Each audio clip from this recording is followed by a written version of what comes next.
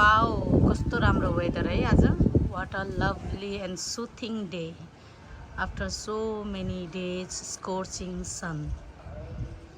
यत्रो दिनदेखिबाट गर्मी भयो पोल्यो घमौरा आयो बाहिर निस्किन सकिन्न भन्दा भन्दै आज फाइनली पानी परेर कति राम्रो वेदर छ हावा चलेछ बादल लागेछ अनि फेरि जेनरली यो बुटोलमा चाहिँ यस्तै हुन्छ समर भ्याकेसन दिन्छ गर्मी बढी भयो भनेर शीतल सुरु हुन्छ विन्टर भ्याकेसन दिन्छ जाडो बढी भयो भनेर त्यसपछि घाम लाग्दिन्छ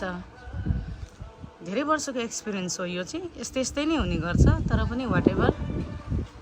वेदर चाहिँ धेरै लभली छ है आजको ल सबैजनाले यो वेदर हिजोसम्म त घरै बस्नु स्टे सेफ एन्ड हाइड्रेटेड भने थिएँ आज चाहिँ यसो बाहिर निस्केर यो वेदरको चाहिँ